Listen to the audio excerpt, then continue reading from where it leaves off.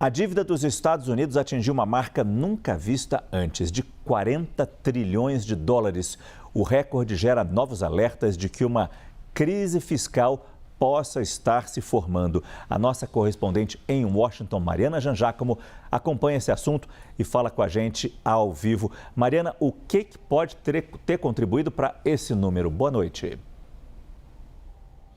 Oi, Márcio, boa noite a todos. Márcio, queda na arrecadação, ampliação nos gastos, principalmente agora com a guerra contra o Irã, cortes de impostos aqui aos mais ricos e, na verdade, décadas, de um histórico como esse, quando a gente fala sobre essa responsabilidade, sobre esse número, esse recorde que os Estados Unidos bateram dos 40 trilhões de dólares em dívidas públicas, na dívida pública, a gente precisa pensar em ações feitas pelos dois lados aqui, por todo o espectro político aqui dos Estados Unidos. Agora, Donald Trump prometeu que iria diminuir essa dívida e só neste ano os Estados Unidos vão ter que tomar emprestados 2 trilhões de dólares para ajudar a pagar as suas obrigações. E aí sim, claro, a gente está falando então da guerra contra o Irã, dos cortes de impostos aos mais ricos. Donald Trump, quando foi eleito já pela primeira vez lá atrás, no primeiro mandato,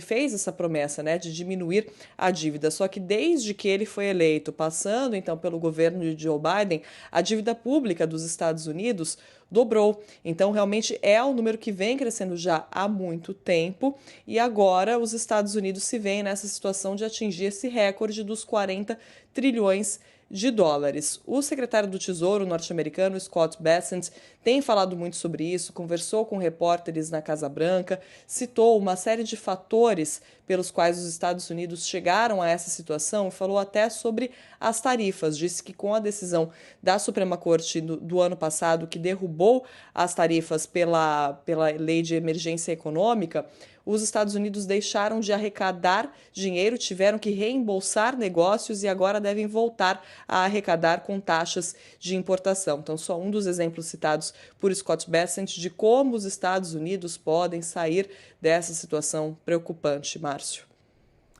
Muito obrigado, Mariana Jangiacomo.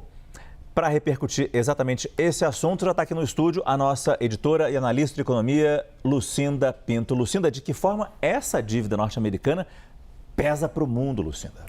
Boa noite, Márcio. Boa noite a todos. Olha, por muito tempo se acreditou que esse déficit muito alto dos Estados Unidos não seria um problema, porque no fim das contas existe uma demanda estrutural por treasuries, que são os títulos públicos emitidos pelo Tesouro Americano. Porque no fim das contas os treasuries são considerados o ativo mais seguro do mundo, porque o dólar é a moeda de reserva global e também porque existe uma liquidez muito grande no mercado americano. Mas o que recentemente o investidor vem mostrando é que não é bem assim, que existe sim uma preocupação com essa situação, com essa forte emissão de títulos públicos para financiar essa dívida que a Mariana acabou de descrever. E por causa disso, os juros que são exigidos nas ofertas que o Tesouro Americano faz subiram muito. A gente viu o juro de 30 anos nos Estados Unidos superar a marca de 5% recentemente. E isso é uma questão. E qual que é o problema para o Brasil e para o mundo? É que o juro dos treasuries é como se fosse assim, a base, o risco é zero. A partir daí é que se cobre os spreads, o juro além dos treasuries, e a gente vai pagar sempre mais caro. Então a gente vai mostrar aqui em números para ficar bem claro o que aconteceu com a evolução dessa dívida. A gente chegou então à marca dos 40 trilhões de dólares pela primeira vez, saindo ali de 20 trilhões no primeiro governo Trump em 2017. Na pandemia, realmente, o volume de dívida cresceu muito, como aconteceu no mundo todo. O problema é que essa dívida não parou de crescer, mesmo a pandemia tendo passado. Agora, quando a gente olha para a dívida em relação ao PIB, que a gente vai enxergar aqui na próxima tela, fica claro que, na verdade, não é a marca histórica. No Covid, então, a dívida americana chegou a representar 132% do PIB e hoje essa marca está em 129% do PIB. No Brasil, Márcio, a nossa dívida ela é de pouco mais de 80% do PIB.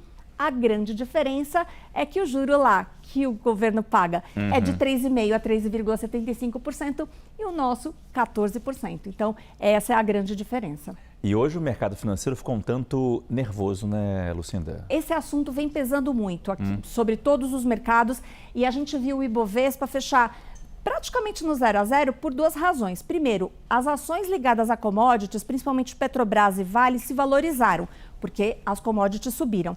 Só que as ações de bancos, em especial, elas caíram com força. Isso porque esse cenário de inadimplência que vem se consolidando, os bancos têm feito alertas de que a gente deve conviver com um cenário ainda pior no terceiro trimestre,